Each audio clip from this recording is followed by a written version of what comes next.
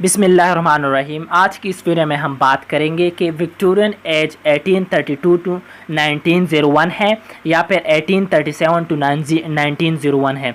तो बाज़ी बुक्स में आपको देखने को मिलेगा कि विक्टोरियन एज की जो पीरियड होती है वो 1832 टू 1901 दिखाया जाता है, और बाज़ी बुक्स में आपको देखने को मिलेगा कि वो जो डेट लिखा गया हुआ होता है वो 1837 टू 1901 होता है। तो आज की इस वीडियो में हम बात करेंगे कि इसकी सबूत लोग क्यों देते हैं, क्या देते हैं कि ये जो एज है ये 1832 को स्टार्ट हुआ था या फिर 1837 को स्टार्ट हुआ था। ओके, तो इसके बारे में हम आज की इस वीडियो में बात करेंगे।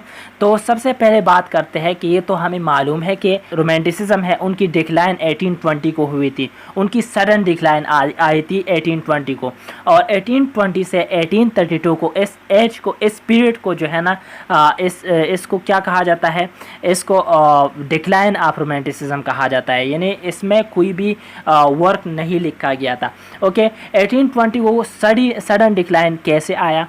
तो इसी वजह से आया क्योंकि कीट्स जो थे, जॉन कीट्स, जो कि यंग जनरेशन का जो इम्पॉर्टेंट पोएट है वो जॉन कीट्स था, वो मर गए थे 1820 को, यानी 1820 को उनकी मौत हो गई थी। फिर इसके बाद पी.बी. शेले वो मर गए थे 1822 को, यानी जॉन कीट्स के 2 साल बाद जो है ना पी.बी. शेले मर गए।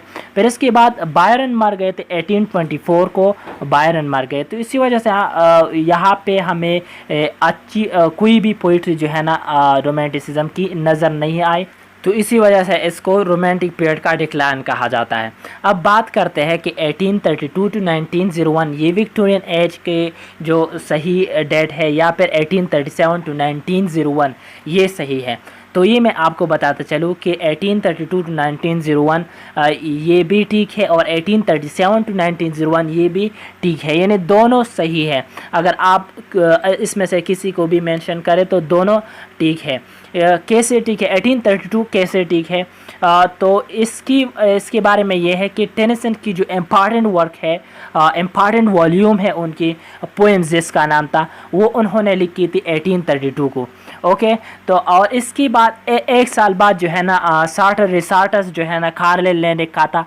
तो ये भी एक प्रूफ है कि 1832 को जो है ना विक्टोरियन एज स्टार्ट हुआ था। फिर इसके बाद चार्ल्स डिकन्स ने ऐसा किया था कि स्केचेस बाय बॉयज़ उनकी ये उन्होंने भी 1833 को लिखा था।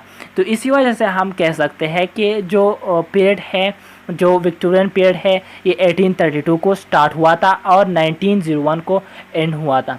ओके, अब 1837 के बारे में क्या है? तो 1837 के बारे में ये है कि जो विक्टोरियन एज है ये तो हमें मालूम है कि ये किसके नाम से है, ये क्वीन विक्टोरिया के नाम से जाना जाता है। इसको जो नाम दिया गया है ये क्वीन विक्टोरिया की वजह से इसको नाम दिया गया है। तो 1837 को विक्टोरिया जो थी ना वो क्वीन बनी थी, तो इसी वजह से ये हवाला दिया जाता है कि वो जो थी ना वो 1837 को क्वीन बनी थी। तो इसी वजह से ये जो एज है ये स्टार्ट होती है 1837 से और 1901 तक वो क्वीन रही थी, तो इसी वजह से वहाँ पे एंड होता है।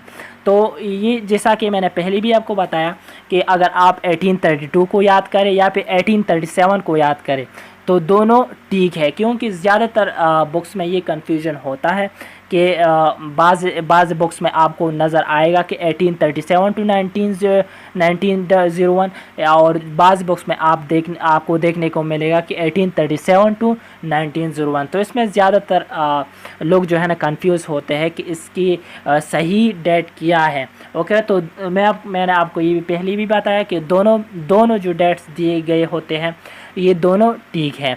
तो उम्मीद रखता हूँ कि आपको समझ में आ गया होगा। अगर आपको वीडियो अच्छी लगी है तो आपसे आखिर में ये एक रिक्वेस्ट है कि आप प्लीज़ हमारे चैनल को सब्सक्राइब करें और इस वीडियो को अपने दोस्तों के साथ शेयर करें ताकि वो भी इसके बारे में जान सके। वीडियो देखने का बहुत शुक्रिया।